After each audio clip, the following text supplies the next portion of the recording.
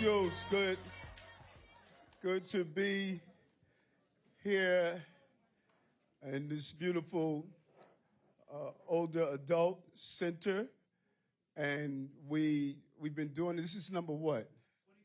25. Number 25 and 30 or 40 town halls we've done. 25 we do specifically to our older adults instead of the town hall, so folks can come out and ask questions. I want to hear directly from you, unfiltered, just what's on your mind and what's your thoughts.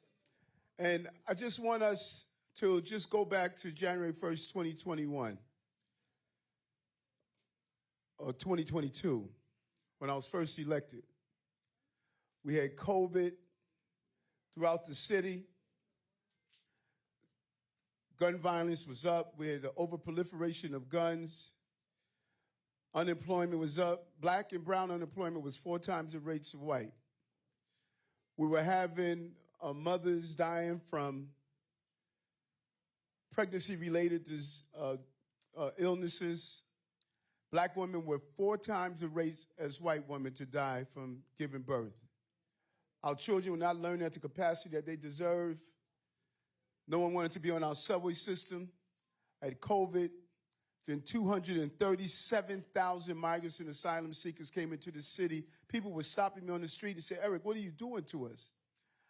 I could not stop the buses from coming in. It was against federal law. I could not allow them to work. A group of them came to me and said they want to remove graffiti, clean streets. They just want to do something. The federal government said you can't do that either. I had to feed, house, and clothe and educate 50,000 children. And not one child or family slept on the street because we showed them with dignity. And no matter how much we attempted to get assistance, we didn't get any assistance, but we did it anyway, the hard way. More jobs in New York in the history of the city. More small businesses are operating in the history of the city. The last 6 months, we had the lowest number of shootings and homicides in the recorded history of the city. Recorded history of the city. And I'm going to be real honest with you folks. I have gone through some stuff in my days, from growing up with learning disabilities to living on the verge of homelessness to having mommy work 3 jobs to make sure she could make ends meet, to being shot at when I was a sergeant in the police department. I've gone through some stuff. But the last 15 months have been the hardest 15 months of my entire life. My entire life. And there was moments, during difficult times, I used to always go and sit. Mommy used to have this little chair by the window, and I would sit down and just talk to her. Because Mommy had 6 kids, and she loved them all, but she loved and adored me. Mommy transitioned when I was on the campaign trail. And when the federal government came after me, I didn't have Mommy to talk to. And let me tell you something. Some of you who have children, there were days I didn't want to get up out of bed. But I had a city to run. And I was committed to running this city. And I would hear her voice say, "Baby, you get up. You get up." And I know some people would say, "Well, you know what? If you didn't do anything wrong, why did the federal government came after you?" Ask Malcolm that. Ask Dr. King that. Ask the NAACP that. Go look and see what COINTELPRO was. Go look at the history of what happens when you have a black man that decides he's going to fight for what is right. I was fighting for what was right in 100 Blacks in Law Enforcement Who Care. I was fighting for what was right when I came into this office, and it was wrong what was happening to us. And President Biden, I considered to be a friend. I coined myself the Biden of Brooklyn. But what his administration did to the city of New York was wrong.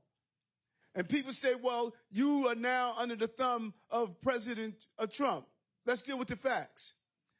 We took this administration to court more than any mayor in the entire country. My job is to deliver for New York. And when I disagree with the president, I'm going to point out I disagree. But when I needed him to bring back that 1,400 union jobs in Sunset Park, and I went to D.C. and explained to him, this is a multi-billion-dollar project. He said, let me look into it, Eric. And he uplifted the stop work order, and those jobs are back in Sunset Park because of that. That's what mayors are supposed to do. We're supposed to go speak to president. I'm the mayor of the biggest city in New York. That's what I'm going to do. And let me tell you something else that a lot of people don't realize. Go back and look at Election Day. When I walked out of the polling place, they put the camera in my face and they said, who did you vote for? I said, VP Harris. Go find out who Madani voted for. Wasn't VP Harris. Yep. So he's asking everyone to surround the Democratic nominee. Yep. Who was the Democratic nominee for president? VP Harris. Truth hurt, but it set us free. So we want to hear this amazing team that I have here that really did their job and will continue to do their job. We want to hear from you, ask your questions. I'm going to answer it with the same level of candid conversation that I've always had. And I'm in this race to the end. I told everyone, I love East New York, but I'm from Brownsville, never run, and never will. So let's open the floor to some questions.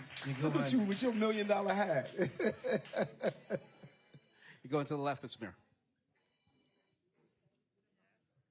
Hi, Mr. Mayor. Thanks for coming. My name is Audrey Green. Our question from this table is, how can we reopen the even education program, the training program at South Shore High School, so that we can provide training for the youngest generation? I love that. I love that a lot. We do. Do we have DYC in DYCD? DYCD's right here. Talk about the CRED program that we're doing. I believe strongly in that. We have a couple of amazing programs that we're doing, not only for children who are doing well, but children who are formerly incarcerated as well. So can we talk about the CRED program, the program we're doing with what's that class? The commercial licenses class. Thank you. Yeah. You go ahead. You add on. Can I just add one more comment to the suggestion we are coming up from this table? The ladies here, we're willing to provide training from the skills that we have to these younger kids. Love it. So, love it. Whenever, and we're hoping it will be soon, you can call on us and we'll be there. Love it. So let's make sure we want to get your contact, number. I love that. And we need more of that. We don't because we may have retired doesn't mean we have to retire our skills. I love that. Yes. Just very briefly, and I will stop over there before this is over. Before the mayor came and I made the announcement of the different programs under our banner, I said there's a wide array of anti-gun violence programming at DYCD. I also mentioned we have literacy programs. So between our after-school or adult literacy and the anti-gun violence program, the mayor mentions CRED, which is really focused on practical work opportunities for those that are at risk. We want to change trajectories and we want to reduce the violence over time. So I'm happy to sit down with you. We'll look and see what's in this neighborhood. And the last thing I'll say is, and Ryan pointed to this earlier, DYCD, we love Department of Aging, and we're all about intergenerational communication and experience. And so the practical wisdom that you have, that you want to impart to young people, we want to put young people in front of you and make sure that that is happening. So thank you. So we should look at specifically to see, those who have, these technical skills that we could do a partnership of the space. Now, talking about South Shore, now they closed yes. Okay, I just retired from Vested Access VR. Okay, I worked there for 19 years. And presently, even before I retired, there was a problem in sending our consumers for training. Because what we have noticed is that most of the training schools have closed. And so, with our concern at this table here, what do we do with the young kids? What do we do with the younger, not kids, with the younger population?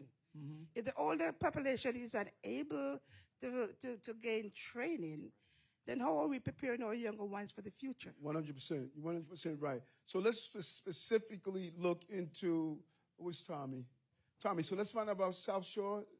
Was it closed? Because we were doing just the opposite. We were opening schools for just that, what you're saying. We were saying that if people are willing to bring their skills, we should be opening schools without charging you. We should not be charging you for security. We should not be charging you for maintenance. You should be able to use that space for free because that is your space. So let's find out. Can you call Melissa and now find out the chancellor, find out what's happening with that so I can let her know before I bounce? Mr. Mayor, let me add one thing. All right. The other thing you said just now, while you said training for older adults, right, as well. So just so everyone knows, we've got a few different programs that operate by the Department for the Aging. If you're a retired city worker, the mayor launched the program called Silver Stars, and that is supposed to retain good talent in our city. Right? Retirement means many things these days. One of the things it means is sometimes you're not done yet. You just may not want to work 50, 60 hours a week, but you still have time to give.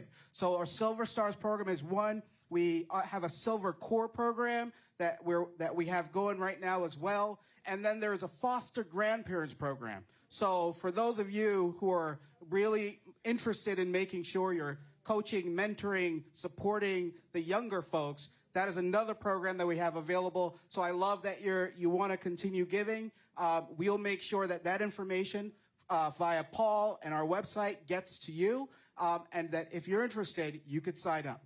Good stuff. Good stuff. Go to the next table. Okay. Did we skip this table here? Yes, these two tables over here.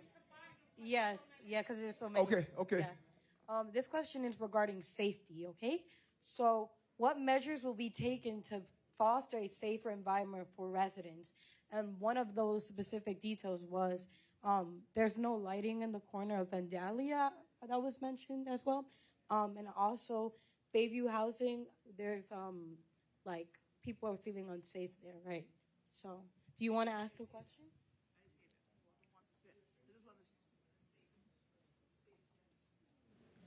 She wants people to be safe in the streets. Yes, no, so Yes. true. Now, there's no lighting. The lighting is out, or there was never a light that was there? Who has the question about Vandalia? Out. It's out. It's out? She feels unsafe, right? Okay, DOT. Who do I have? Okay? Yes. Okay. I got it. It's Vandalia and right here at the corner. Yes. We'll take care of it. Okay. No, don't clap yet. When? When? That's what we want to know. We're going to clap after we get to win. How long is it going to take to fix it?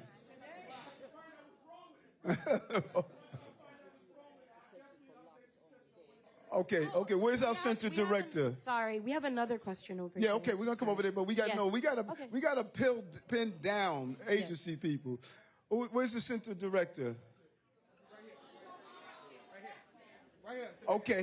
Okay, so make sure you connect with DOT so we could. Okay, yep. Make sure she called, cause we gotta make sure we answer the question. All right. So he's gonna find out what's wrong with it. He's gonna give you a win. Yeah. Huh? Okay, so we got to do a couple of things then. We have to trim the trees, all right? Tommy? Thank you, my Department of Parks, so we don't have parks We got parks here today Oh, as we well. got parks, okay. Yep. So Yeah. parks, DOT, trim the trees, make sure the light gets on, and they'll make sure they connect with Paul as well as the center director. Okay, all right. Yes, so they're going to call you and notify you when they're going to get the light fixed, and we're going to trim the trees over in the area, okay? Thank you very much. What was that? You said there was another one? Safety. Talk to me, PD. Who's going to do it? You, Inspector? Tell me the safety concern. Tell me the safety concern. We're seeing a substantial decrease in the major crimes in the city. Commissioner Tisk, Deputy Mayor Daughtry that's here. So tell me the safety concerns, and Commissioner Stewart, you may want to talk about some of the stuff that you're doing. Yeah. Who had the safety concern? Huh? Oh, sorry. You looking at me? Yes. Okay. Another safety concern was the locks on the door. I'm sorry, the what? The locks on the doors. Where in where exactly? Front and the back of the entrance. Front and the back of the building. Of the buildings here? In the buildings. Bayview projects. Oh, Bayview houses. Come on, Nitya. Talk to me, Nitya. How are you doing? Yeah, you know, that is such an aggravating issue for Nitya and for many of us. Folks don't have their keys, they break the doors, they keep pulling them, and you repair them over and over and over again. It's such a major issue. But can we talk about Bayview in particular? Okay. Hello. Yes. So I will definitely look into the Bayview issue. This is definitely one of the concerns that we take seriously. We actually, in operations, put together a team, a man-made team of people to go around and just check all the lobby doors at our developments that have the most outages. And the team actually goes out and checks the doors. If they can fix it on the spot, they do it right away. But if not, we have to, seek out a vendor to kind of fix it. But I will definitely look into Bayview because I don't see you guys on my radar. Okay, we're going to get over to Bayview and find out. Thank you. All right? Sir? Where are we? How are you, ma'am? Good afternoon, Mr. Good afternoon. Mayor. Nice meeting you, sir. Thank you. My question is, what there is New York doing for the elderly housing system? And I want you to talk. Who I have HPD in the house? Okay. Housing is the biggest issue. Not only housing, but we want it to be affordable. We use this term all the time. What we inherited a 1.4% vacancy rate. Now, what does that mean? Available housing units. We only had 1.4% of available units. So when we came in office, we said we had to build more housing and renovate more housing. So when you do an analysis of individual years, in year 1, year 2, we're going to do it in year 3, we built and renovated more housing in individual years in the history of the city. We have more housing that we have built and developed more than the 12 years of Bloomberg, more than the 8 years of de Blasio combined. And then we passed this housing reform, the most comprehensive ever in the city, that we said every neighborhood must build more housing. And you can't just say just certain neighborhoods. And we want to make sure that we continue to build, and we want to drill into senior housing because it's important and it needs to be affordable in the manner that it is. Let's have the microphone, but I'm going to let HPD speak. You know, you come on with your question again. But HPD, let's talk about what we're doing on senior housing. Yeah, definitely. So piggybacking off what the mayor said, I just wanted to let folks know that all housing that's developed in the city, all affordable housing that's developed in the city, is for all income ranges and all age ranges as well. All of our units are adaptable and can be used by seniors as well. But, you know, I just want to highlight just a couple of things. We have a program at HPD called our SARA program, and that's a program that's specifically for the development of new construction, senior-specific and senior-focused housing. And right here in East New York, we have a SARA project called Gateway 26A. That's about 190 units of senior-specific housing. And that is going to be up on Housing Connect. Housing Connect is our gateway to allow folks in the community and in the city to connect to the affordable housing that we're producing. And if folks have specific Housing Connect questions. Again, I'm up here and you can come and grab me and we can talk through that. But we have that project, and we also have another project called 581 Grant Avenue, which is now this is for new construction development, but as I said, new construction units are also available and open to our seniors as well. So we have one senior-specific project here in the community. We also have another affordable housing project coming on, and those two projects together, East New York is going to see in relatively soon about 400 units of new affordable housing coming into the neighborhood. And I'm also available here to speak on other initiatives that we have as well. We have to build more. That's the only way. We have an inventory problem. We don't have enough units. We would put units online. Let's say we would build housing 300-400 units. We get 80,000 applications for it. That's how the lack of housing. We have to build more. Yes, ma'am. Mr. Mayor. Yes. I'm living in East New York. Yes. And every time I drive around, and please send somebody out to do that inventory, sir. Because you have a lot of buildings in East New York. Go Pitkin. A lot of buildings is boarded up. That can be used for people to get into. Right. A lot. So the let us. business down the bottom going, but upstairs, 2, 3, 4 flights. That are boarded. When you say boarded up, they have the. Yes. Okay, let us look. They're I'm not vacant. aware. Now, when someone develops housing and they want to build higher than they are allowed to do, that gives us leverage, because then we compel them to attach affordable housing, either 20 or 30%. Now, if it's a privately owned property, we can't mandate them to do anything with it. We're not in charge of that. We are in charge of city-owned property, or if people want to build higher than they are allowed to build. You know. Well, send out the words. Talk. Send out the words that these people will use up these houses, these buildings, because they are just boarded up. Yes. And people need place to live, and at an affordable price. Yeah. I'm sorry, what's your name, man? You tell me. Leela Hepburn. Hepburn? Yes. When I see them, I'm going to tell you Miss Hepburn said, open those darn doors. Yes. Take that board down. And make sure I tell them that. You know, Commissioner, talk about some of the safety. I want to go back to safety and what you have done around safety.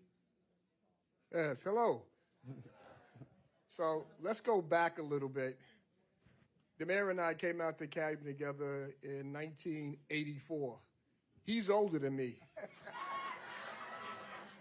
We've been doing this for 41 years, and the mission has never changed: public safety and community. When we first started, I didn't realize we didn't have an older adult officer in each precinct. Within 4 months, Commissioner Vasquez and I and Ryan put together, you have a community affairs officer in every precinct and every PSA. The two here are Turan and Sexton. I hope you guys know them. You should know them. You know them? You got me nervous because I was going to get rid of them.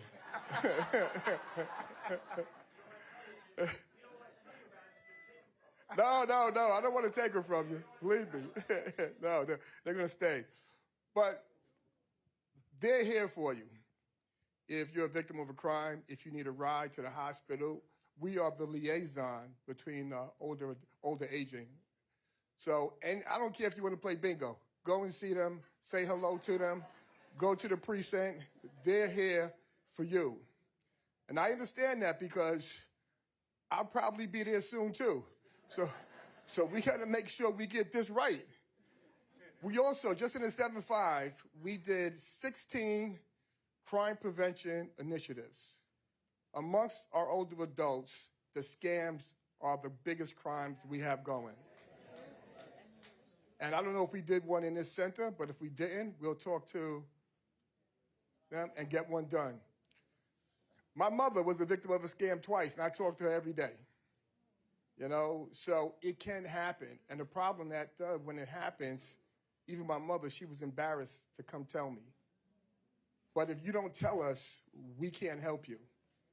So do not feel embarrassed. Just like we have jobs, they have jobs to scam you and take your money.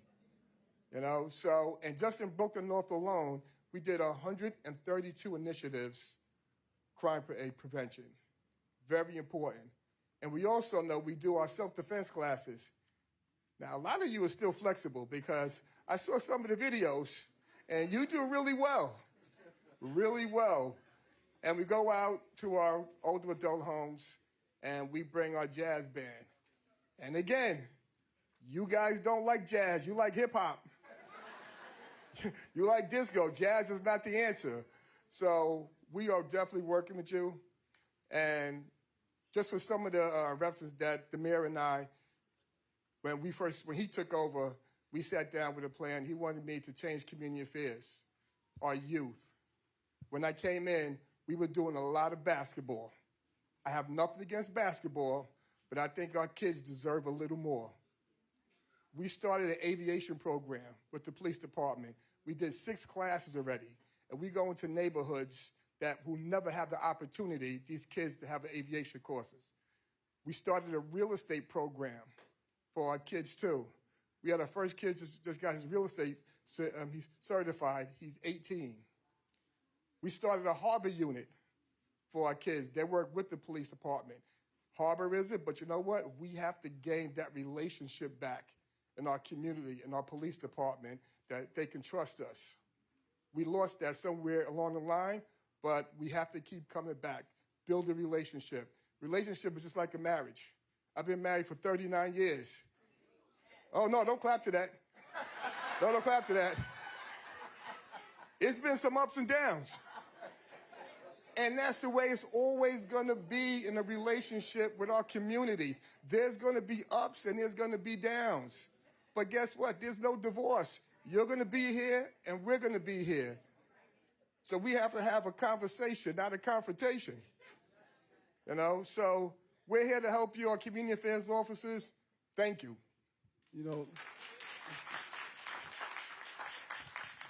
You inspired me with those 39 years, man. It's time for me to get married. Where we going? Yeah, no, trust me, I see my girl. We're going to do this side, and I'm going to bring up our amazing assemblywomen. Yes, ma'am. Hi, my name is Carmen, and I know there's a problem with affordable housing. Yes. My problem is how can we address the problems of homelessness and mental health issues.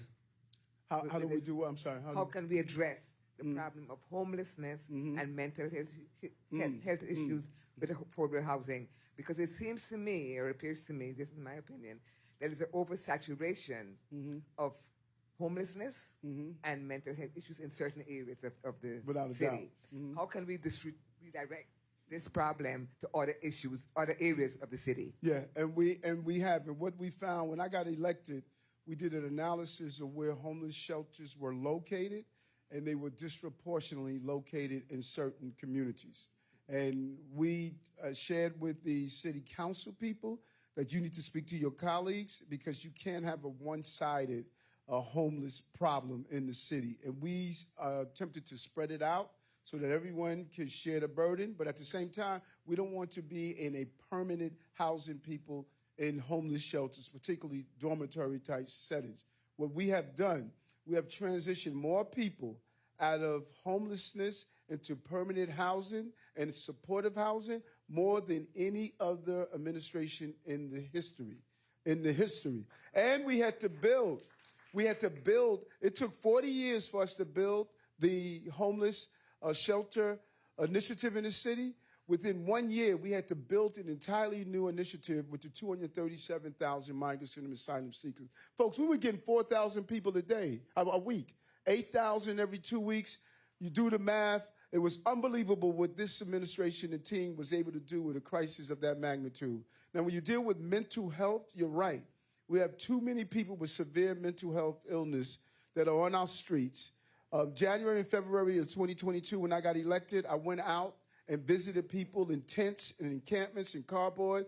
I saw people living in human waste, stale food, drug paraphernalia, schizophrenic behavior, bipolar behavior. And I told the team, we can't live this way. And you may not have noticed it, but we cleaned up all the encampments that you saw in this city, on the side of highways, in the subway stations, living in various parks areas. We cleaned them up. And we said that there's no dignity in walking by someone that you know is dealing with a severe mental health illness. Now, what do we need? We need the power of doing what's called involuntary removal. If you can't take care of yourself, and you are in danger to yourself and you're in danger to others, then we have to be able to take you in for care. And we're fighting to get that. We passed the bill in Albany thanks to our assemblywoman. I just saw my senator sitting here, but we need to go further and ensure if you can't take care of yourself and you're in danger to yourself, you're in danger to others. You walk in the street with no shoes on at 20 degrees, soiled clothing, yelling and screaming to yourself in our subway system or on your blocks. We need to take you in for care. That's the humane way to do it. There's no dignity in walking by and say this person should have the option, should they go in for care or not. They don't know they need care. And we should do that, and that's what we're doing in this administration, but it's a real battle. You want to say something else, ma'am? No. Okay, thank you. Because the mental health issue affects us seniors. Yes. Because we cannot go out there in the community with this situation around us because we don't know what they're going to do to us. Well said. We can't well really said. defend ourselves sometimes. Well said. And I don't want you to live that way. I want to take a pause because I see my two amazing state elected Assemblywomen, Nikki Lucas and Senator Roxanne Prasad. You guys want to say hello to your constituencies? Look at this. See how kind they are? They both point to each other. Senator, I'm coming back with a mic. Hold on.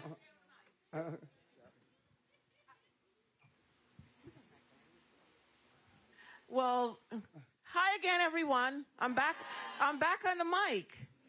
So, Mr. Mayor, thank you for being here. Thank you for having this conversation with our older adults. It's a conversation that needed to be had, and they needed to see the faces of the administration who will have an impact on the issues that affect them directly.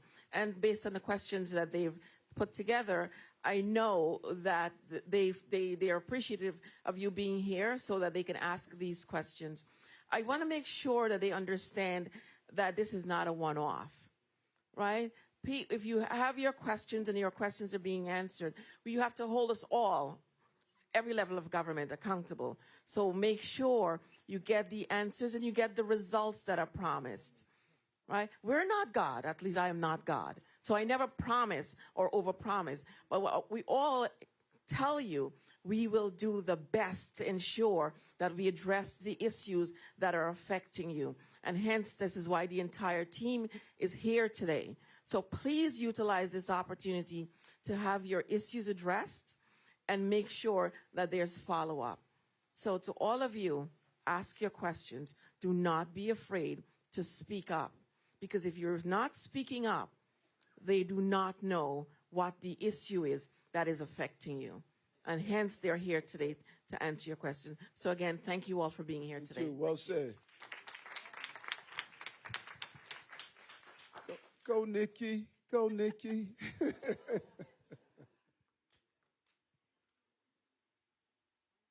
2 1 2 1 2. Okay, I'm coming up front. I'm a little shorter than the senator. So first of all, good afternoon to everyone. Now y'all know how I do, so I'm gonna try this again. Good afternoon to everybody.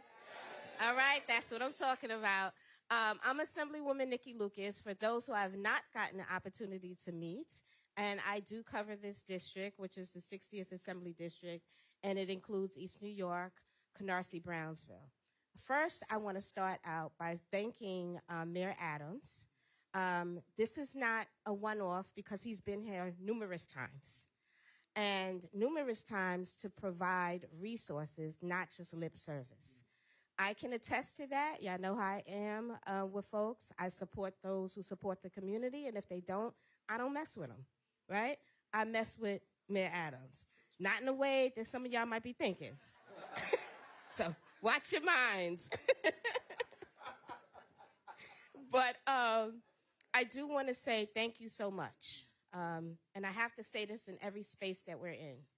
You endured a lot, okay? You endured a lot unjustly, And it's important for us to recognize those who have been consistent with this community and investing in this community the way that we need it. And through all of what you endured, you managed to manage this entire city while dealing with whatever your turbulence was as well.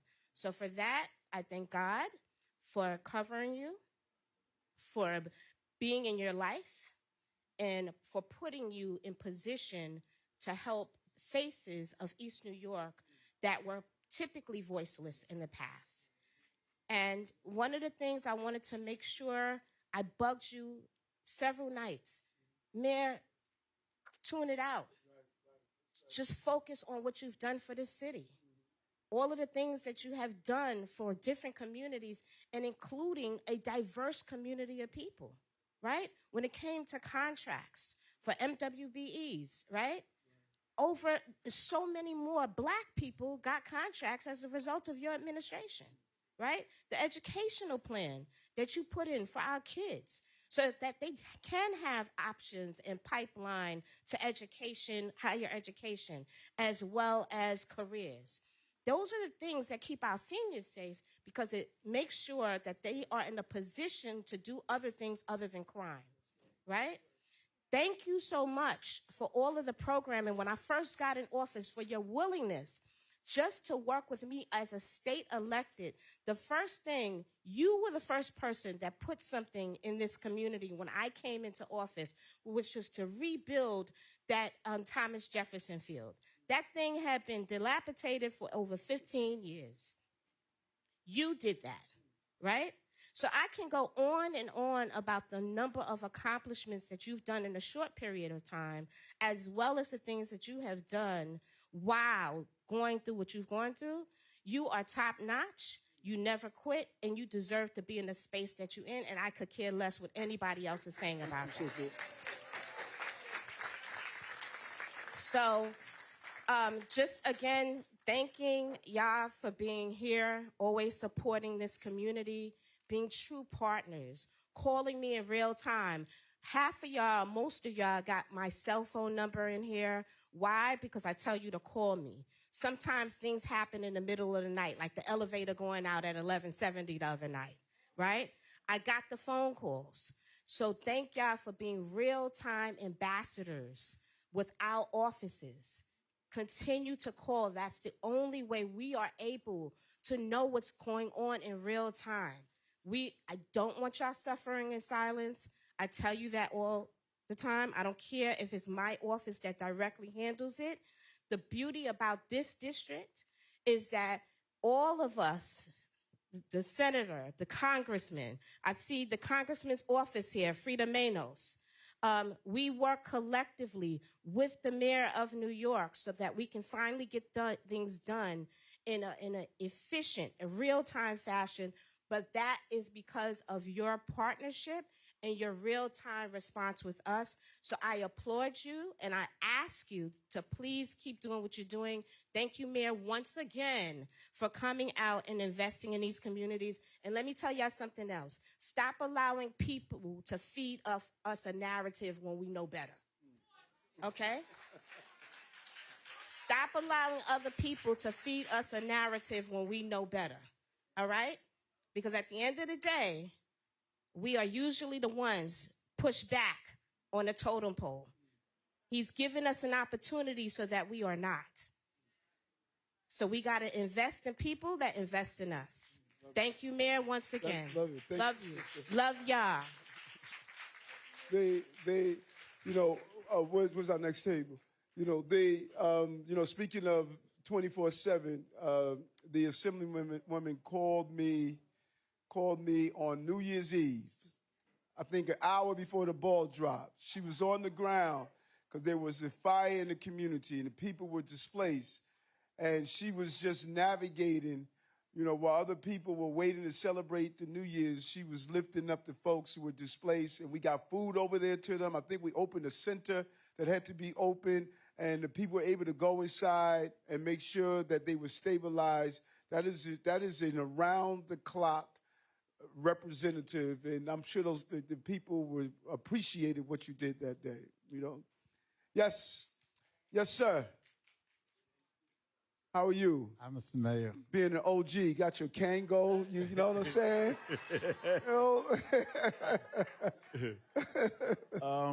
My name is Larry Barton, and I'm the Resident Association President of Vandalia. Okay.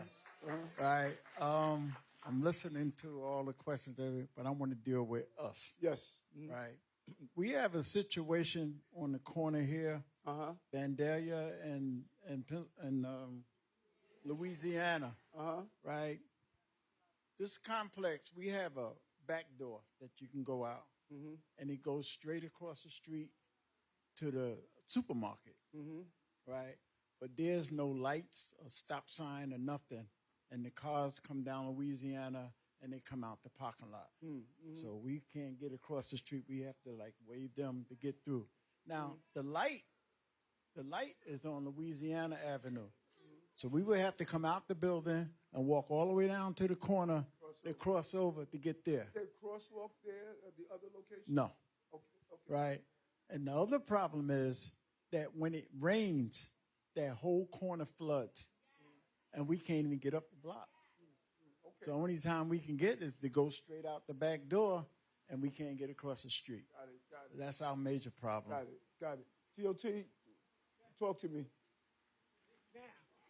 I will send somebody out here Monday to check that out. But we have to wait till it rains again before I can get somebody to actually see it, to see why the water's not moving. So as soon as it rains, the very next day, someone will be here. We have people here that got pictures, right? They what? Right. Hold on. Let's hear it. No, I'm not. I know it ponds because you wouldn't have told me if it didn't. What I'm saying is our engineers have to actually see the water and see why it's not moving. Right. And once we see why it's not moving, then we could get an opportunity of how to fix it. So who do we talk about getting a stop sign or something? That's me too. That's you too? We can't get across the street to the supermarket. Thank you. All you got to do is give me a call and we'll take care of that. All right? Well, all right.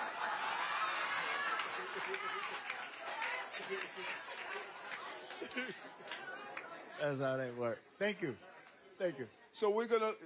What he's saying is that we got for the rain part, we're going to look at, wide ponds. We have to look at it. We don't know if it's the sewer is not flowing. We don't know if the pitch. So we're gonna analyze it. For the stop signs part, they normally do these long studies for stop signs. But can we look at it and see if they do studies based on all this sophisticated highway stuff? I said the only study we need to do. Does the community feel they need it? If they feel they need it, that's enough study for me. Wow. So let them look at it, and we're going to circle back. And you got his card, and he got your card. Thank you.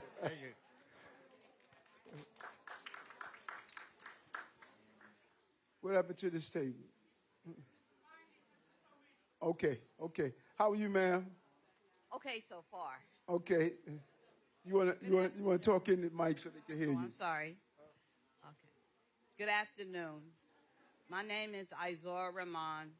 I'm also on the group that Larry is on. I'm the secretary. And what I'm questioning is in the front of the building when you come in, we have benches out there. Now, benches were supposedly been repaired by housing, but they're in a form that is so short when you when you sit on it, it is very hard for a senior to rise up off of it. And for the last year, we've been going to them to try to repair this, as well as the border wood that's around us having all kinds of ants and bugs coming out of that would endanger people's health and everything. So I'm just trying to find out whether or not we could get any assistance with it.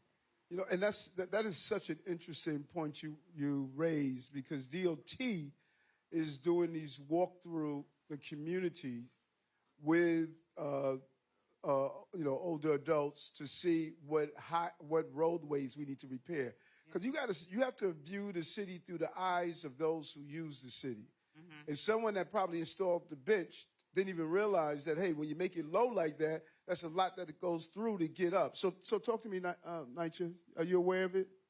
Actually, no, I'm not. But I will definitely do my research to try to get you an answer on how we are going to repair. Yeah. Okay. Okay. We'll get back. So we listen. Housing is aware of it. No, she was saying she wasn't I know, specific. but they don't. Yeah. Didn't get to you. Yeah. Okay. Okay. Thank you. Yes. We're gonna look at that. Go ahead. Okay. Yes, a vendor came out and saw the benches. Okay, sorry. Hi, I'm the manager. I'm Miss Barrett. Most have met me from Vandalia. But yes, a vendor came out. They already scoped the benches, and they are willing to do it. We're trying to get it before Family Day. So before August 16th, sorry. Okay. All right.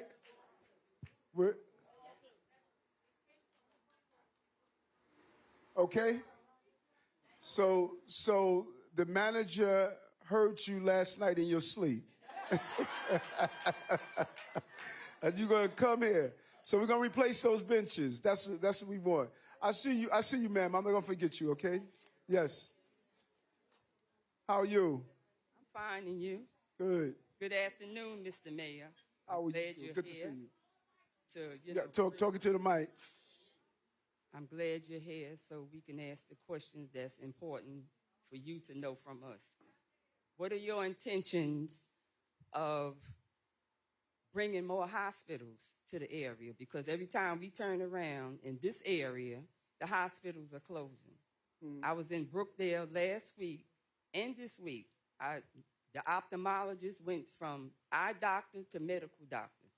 The people was laying all in the corridors and everything. Linden Boulevard, the service lane, you couldn't get through because ambulance was backed up. And I said to the head of hospitals, the hospital man in there, he said, there's nothing I could do about it because when they call now, they have to come to the local hospital. And this is the local hospital. Kingsbrook closed down as well as downstate. And we have one hospital. And, I'm looking at myself, 75 years old. When I call an ambulance, should I consider staying home or go to the hospital? Because that's where they're going to take me. So that's my main concern. Yeah, so we understand we have 11 city hospitals, health and hospitals. We have 11. We have not closed any of them. All 11 is still operating. When you look at downstate, when you look at the others, those are state hospitals. They're state hospitals. And some of our state hospitals have been closing. Downstate has not closed yet. There's a real battle that the senator and the assemblywoman and others are fighting to keep downstate open because you're right. You need the care. We have Kings County, which is across the street, which is city. It's still operating. And if you close downstate, you're going to overburden Kings County. And you're going to overburden some of the other hospitals in the area. So it's a real concern. And we've been fighting like heck to keep our hospitals open. Not only is it important for medical care, but it's one of the number one employees in an area. So the economic impact is crucial as well. But we're going to fight like heck to keep downstate open. Okay?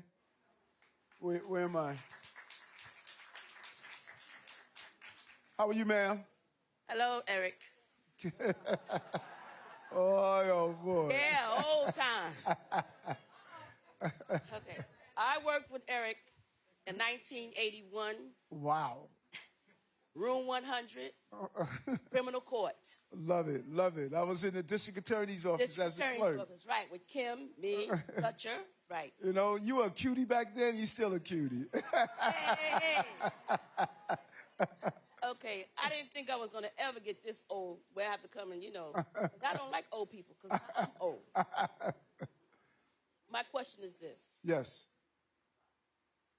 What are the changes that will affect us, older adults, regarding Medicare, Medicaid, and co-payments? Right. Now, I know a lot of people, when you work for the city, we are not like the other people because of our union. But what about those that have to really suffer, where where you're living on a fixed income, okay, a fixed income, and you have to go to the doctor and you don't have the money to pay for it. Right. Mm-hmm. That's my question. What are Right, you going to do right. about that? Do we have the impact? We're still doing an analysis of the impact of the federal cuts, but this city, and we want to be clear, this city will never be a promised city where you can't have health care. That's why we have 11 city hospitals. There's never going to be a city where you're not going to be able to have health care in the city of New York. As long as we have city hospitals, your tax dollars pay for those city hospitals, you will have health care. But can we talk about the impact?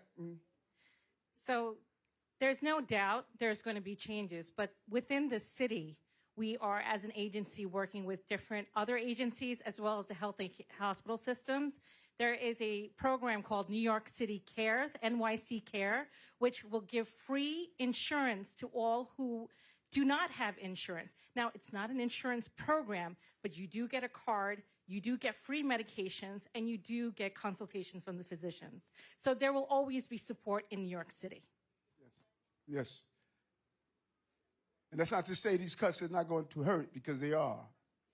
But we're going to make sure New York City residents always have some form of health care coverage. Yes, ma'am. You were raising your hand for some time. Yes. I told you I'm not going to forget you. Yes. I'm from 17 Thomasina, and we have a serious problem here with the elevators.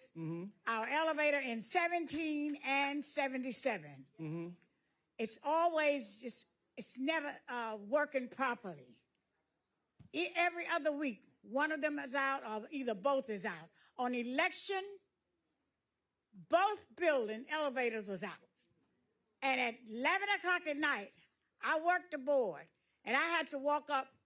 My son came down. That's why I'm not saying that, because I'm handicapped. But came up and had to come here and walk me up to the 8th floor. And I'm on a scooter, and I had to leave my scooter down in the lobby. And we have a serious problem here with the elevators in both buildings. We need new elevators. Are these under NYCHA? Tell me the story. Do we have a history of a problem with the elevators here? Well, I know that as of late, we've been having issues due to the weather as far as the outages is concerned in most of our NYCHA locations. We've been having low voltage. We still have several developments that have low voltage, and we still have stair climber service. So during those issues, we do put together a stair climber watch to assist the residents up and down the elevator. Now, as far as at Vandalia itself, I can't say that I've seen that on my ESD alert, but I will look into it with the elevator division and find out exactly what is the issue here at Vandalia. I assume we keep a list of reported outages or repairs. Yes. Are we seeing a pattern with these two elevators? I haven't seen a pattern. No. Okay. Because I normally get it through the ESD alerts, and I haven't seen Vandalia on that alert system that frequent. But we recently have experiencing low voltage in most of our developments during the heating outage emergency recently, and we had to prepare stair climber service throughout several of our developments. And we still have 2 locations that's under that, but I haven't seen Vandalia as one. Okay, just hold on one moment. I'm going to come back to you, ma'am. The assemblywoman, she was going to speak, and I'm going to come back to you. Give it back to Mike. So I think that we need to take a look at the development that's happening at CCC as well, because the transformer went out the other day. And I'm not sure in their original assessment of the energy that's being pushed on that grid if it can actually hold, it has capacity. Because that's what happened the other day. I didn't realize that it was affecting the entire lot, but it is affecting 1777. I know it affected 1170. I haven't heard anything about 99 and 1180. But I think it may have also, in addition to the weather, have something to do with the capacity over there as well. But I'd like to add that in addition to the elevators going down, if the tenants could just receive better notice about what's happening, that would be greatly appreciated. And then also, if they were clear about an emergency plan that's put in place when these things happen. And I don't think that that exists at this particular time. So I would like to see more of that. That was what was that? There was a terminology you used when the elevators go out. You said Elevator outages and the stair climbers? Yeah, what is that? What's that? So the stair climber assistance, we have some staff that's trained on using the stair climbers in certain developments. Well, every development pretty much have them, but there's two different types where they help residents up the stairs during an outage, and the maximum capacity of that is like 350 pounds. And the staff that's trained, once called upon in the lobby, we find out if they needed assistance in the lobby. The staff then help the residents up the stairs. Give it back to Mike. Go ahead, ma'am. I want to say it's not only during the time, when the transformer in the election, it's all the time. It's not only during the heat wave, in the winter too. The elevators are always out, the senior buildings. Okay. So let us look at it. Let us look at it, ma'am. Let's look, because all of these elevators, when they go out, they have to have a repair log. They have to see how long they've been down, when they've gone down. Let us look at it and see what that pattern is over there, okay?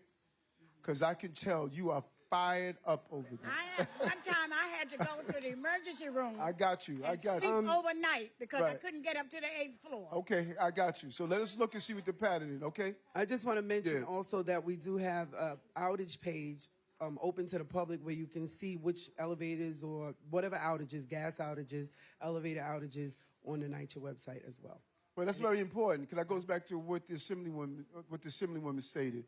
Yeah. So there's a page that you can see. The NYCHA website service outage page. Okay, so we need to navigate the people through how to go on that page, look at that page, and this way they can know ahead of time. Because folks just want a plan, Yep. So if we can speak to the director, Karen, to just do a workshop with navigating folks how to look at that page. All right. Where am I?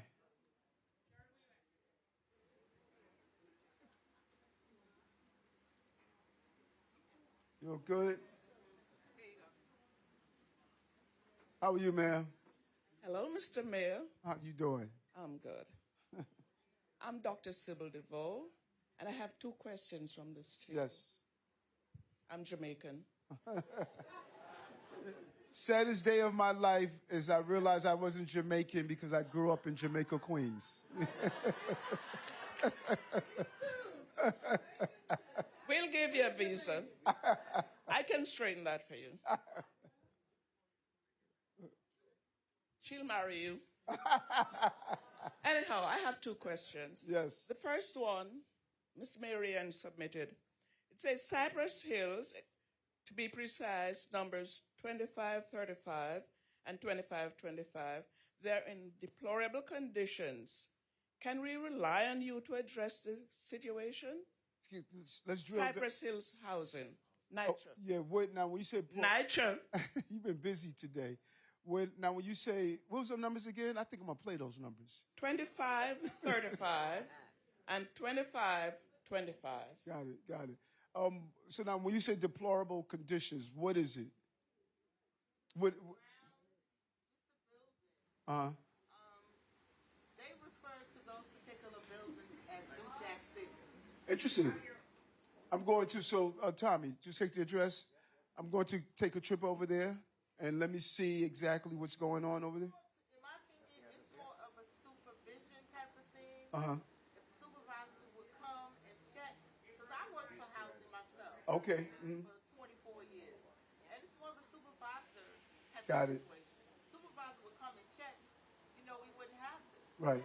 So I'm going to do, if I can get your number, I'm going to do a unadvertised, not let anyone know, and I'm going to call you up and I'm going to come and just walk through with me. Let me see exactly what's going on over there. All right? Tommy's going to get your information and we'll coordinate it, over the weekend. Okay? Thank you.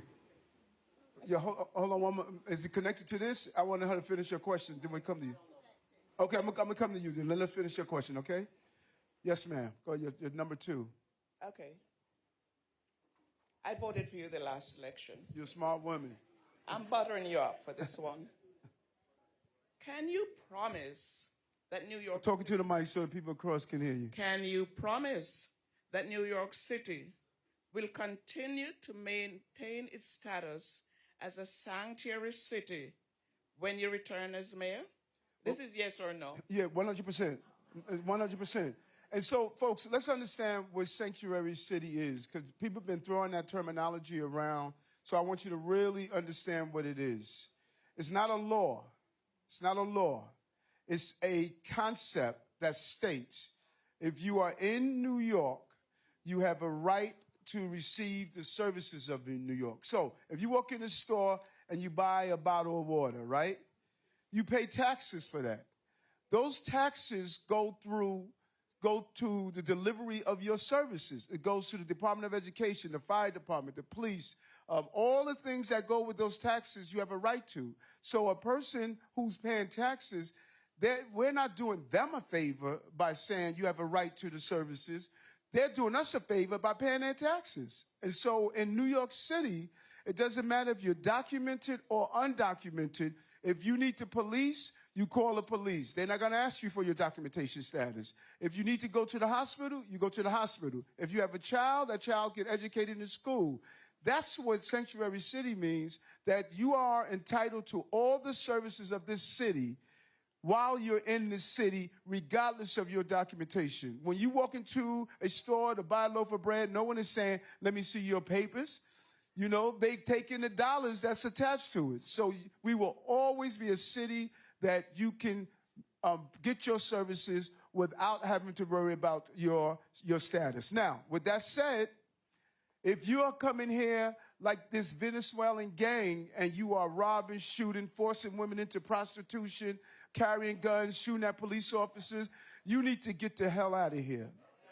You know, I want to be clear on that. You know, this is not a safe haven for criminal behavior. It's a safe haven for all that would like to experience the American dream, because our immigrant community has played a vital role in this city throughout generations. And so those who want to come here and say we want to provide and work for the city and move up through the city and be part of the dream, you're more than welcome. We're not going to stop you from doing so. But those who want to harm New Yorkers and non-New Yorkers, that Venezuelan gang we took down, 27 gang members, they were taking the documents of women and forcing them into prostitution. We can't coddle them. And we can't say they can stay here, because they can't. I don't want them here. There was somebody over here that someone's coming to. Yes, ma'am. Yes, okay. Hi, good afternoon, Mr. Yes, ma'am. Good afternoon. Yes. I am coming to you in desperation. Okay. I live in Canarsie, Mm-hmm. and there are 2 trees in front of my house. Uh-huh. One is leaning over into the street, and one is leaning over into the 2 houses behind it. Mm. I am desperate. I called up 311, Mm-hmm. and 311 sent me back to the police department. The police department said, no, we have nothing to do with that. Where do I go? The last time it attacks the plumbing, so it backs up in the basement. It cost between me and my insurance company over $16,000 years ago. But the fact is, I still have to go down every night to check to see if there's a backup. Please. Yes. Talk to I me, need Paul. help. I need help. Tell me about that. What happens when the tree? Yeah, I can speak a little bit about Okay. Okay. Sure. Okay. I feel you. Absolutely. So I can speak with you a little bit, Miss. I could get your address and look into the condition of the tree. You're a homeowner, I'm guessing, and is the tree is right in front of your house? Right in front there too, one on this side. In addition to that, the only good thing about it is that every morning I have to get up and clean up the leaves. Okay. I'm bending over cleaning leaves. And I usually rationalize and said, at least I'm getting some exercise. That's the only good thing. But I am scared. Yeah. What happens when it's a private-owned location? Is the owner responsible for the trees, or is it? So the city owns the tree. There's some collaboration with the Parks Department that we could look into. I could certainly speak with her afterwards about 311 requests, and certainly I'd like to get a little bit more information that I could speak with her afterwards. They definitely should not have sent you back to the police department. That was Certainly unacceptable. Certainly not. Unacceptable. So the Parks, he's going to connect with you. Absolutely. He's going to connect with you before we leave and find out where the tree is located. Okay. Okay, we're going to do one more. I'm going to do that. But how are you, Mr. Mayor? I'm blessed and highly favored. Thank you. My name is Barbara Armour. I have a question. It's a little selfish. I live on Vermont Street, and we are needing a speed bump that we've been advocating for a while, years, I believe. Can we get a speed bump on Vermont? Because someone got killed on the corner of New Lots in Vermont.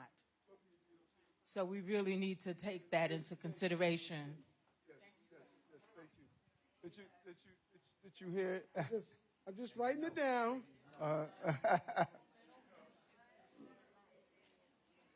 What I will do first thing in the morning is find out. You said Vermont New Lots? 700 block. I will find out if we've done an inspection of that particular location, and if we haven't, I will put one in tomorrow. No, I will put in we have to do a study to see if it can be a speed bump. Yes, you can, and I'll give you my number. Yes, I will. Okay, so listen, I got to bounce, but we handed out these magnetic emergency notification card. It was something that Mother used.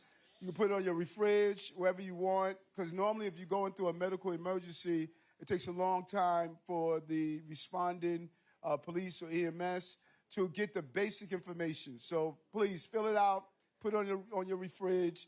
This way we can easily notify your family members, your loved one, your emergency contact, and ask if you have any medication that you're using, if you're allergic to anything, and it's very useful and helpful information, okay? Listen, appreciate you all over the place today. Thank you so much. Thanks to the team for coming in.